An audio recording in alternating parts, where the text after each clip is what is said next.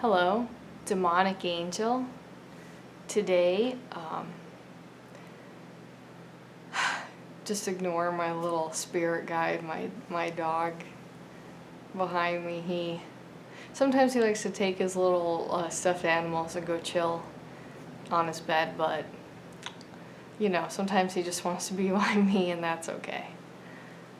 I just thought I'd do a little reflection on my 2 years as an atheist.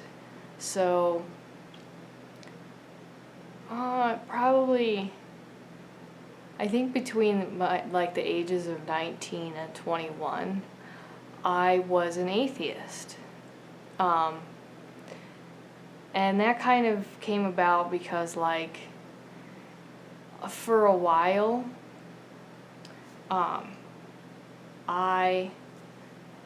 I just believed that God didn't care about religion, like if people were Jewish or Christian, but that it was just good for people to believe in God, and that God just understood these differences as sort of man-made. And then I realized that, or at least I should say part of that process for me was like thinking that, well, as I started questioning things and I really felt like I put that sort of name to why I felt so bad, in part was because I wasn't accepted by anybody around me, like because of me not being the right kind of Christian. It kind of like became that sort of hatred for me. I don't feel these ways anymore, but I did. So I was like, well, when I just got mad, you know, like I just was like, kind of almost at first like, I hate God, and just that whole real struggle. And then that kind of for me turned into like, well, there is no God. There's just no God. So, that like, when I really thought about it like that, I thought that people who were religious were stupid or inferior to me, and that they were, you know, like that they were real suckers and stuff. And I don't, today, I'm not a religious person. I'm very spiritual.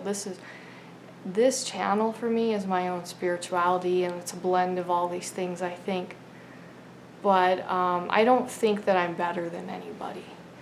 But whether people are religious or not, I don't think that. But you know, I had that kind of struggle, so that's what I'm kind of talking about, is that aspect of, like, that was kind of when social media was sort of becoming more popular for people to, even like besides kids, to have like a social media, because, you know, for me it was like MySpace and stuff back then, but then everybody started to have like Facebooks and Twitters and whatever, and I would just be like, it wasn't like I would go on to people's Facebooks and say they were dumb, but I would like do my little Facebook statuses, and I'd be like, you know, there's no such thing as God, and people who believe in God are fucking stupid, and like stuff like that. So very angry. And I lost a lot of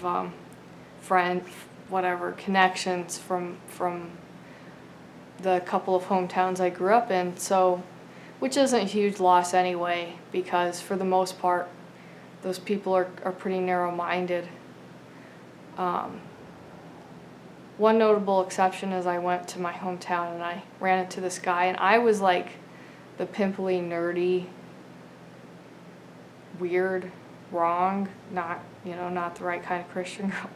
And I ran into this guy, and he was popular, and there weren't that many people, but I didn't recognize him too much at first. And one of our classmates, he had committed suicide a year or two ago, and even though I've had these conflicted feelings, I don't really feel conflicted anymore. It's still, I mean, my heart still bleeds from the middle of nowhere. It's gonna be a part of me forever. And I don't hate it. It was just that phase for me.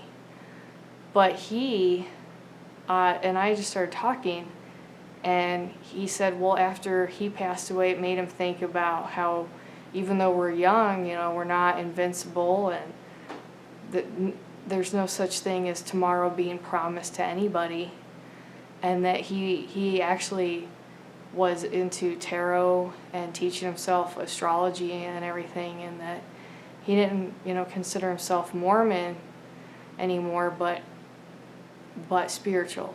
So I was really surprised by that. I mean, that is like, he obviously knew better than me, or at an earlier age, because it took me a while to get to that point of inner peace. So I just, I thought that though, and like, it's like I would just argue with people too in person, that I would just, like, if they told me that they were religious, I would really just try to put them down. And it made me feel angry and sad in my personal life that, I was already struggling with my addictions as well. So but it was not a good way for me to be. I think that it was kind of a coming to and part of the process, but feeling that way of angry was just, it was when I healed, it was somebody I realized I didn't want to be. I'm not better than anybody, and I'm really not, and I really believe that. And so, like, growing up Catholic, there's a lot of saints, and there's a lot of, really rich imagery and beliefs in that system.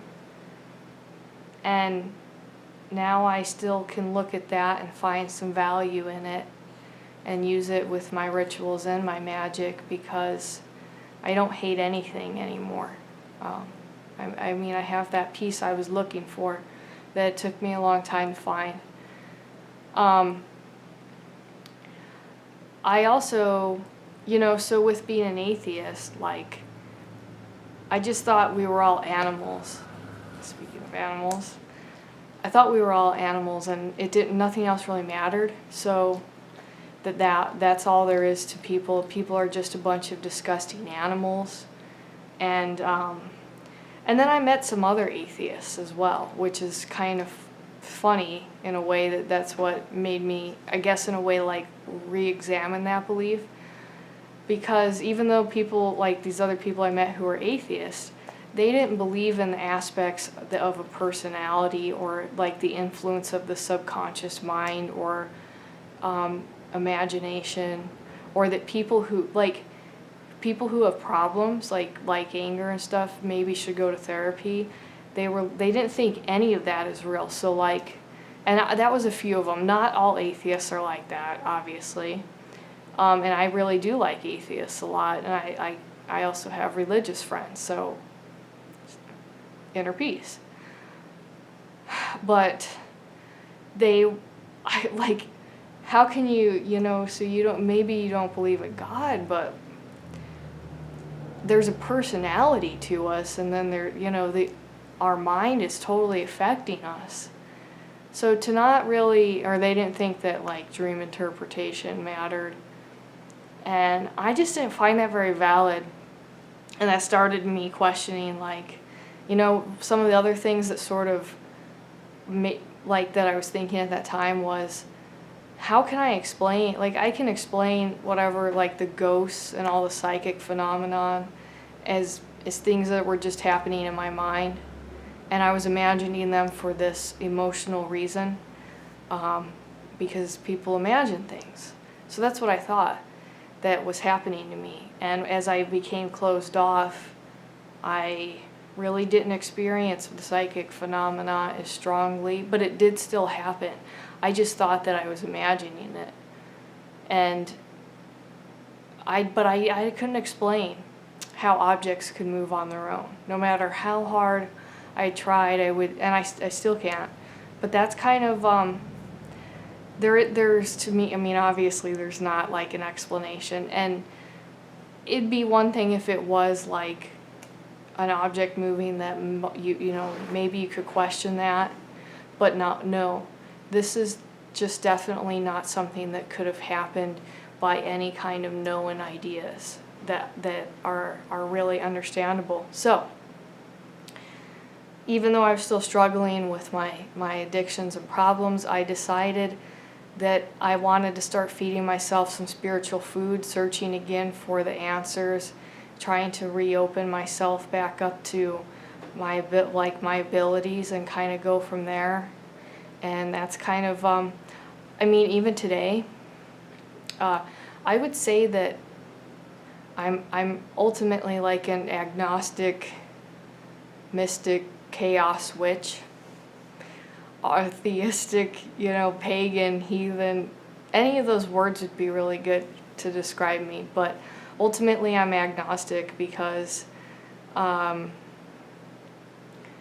like to just look at all this in a holistic way. I don't think I really have any answers, but I don't think I'm better than anybody, and I like to just look at theories. I really like to engage with the mysteries, and I believe everything and nothing at once, kind of like somebody was talking about. I am going to do some videos on Carl Jung really soon, but I'm rereading his books first because I thought that was sort of time.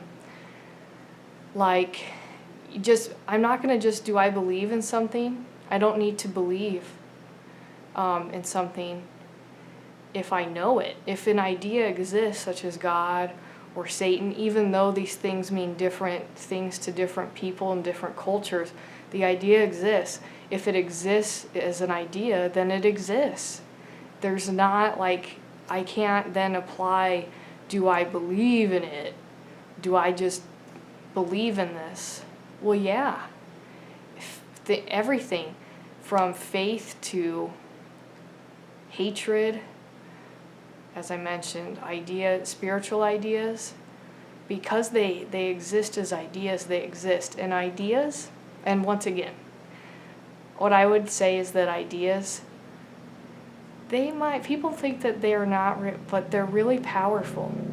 Ideas affect us so much. And just because they're in the astral plane, and I say astral plane just because that's what it is, it's air. Just because it's not as physical as us, it doesn't mean that it is any less real. So, yeah, I came back to, you know, or I should say I became something that is new because, you know, when I was young I believed in God, and then I believed in nothing. And then now I really can work with all kinds of different systems, although I'm primarily a left-hand path kind of person. That's just because I realized the selfish, subjective nature of everything.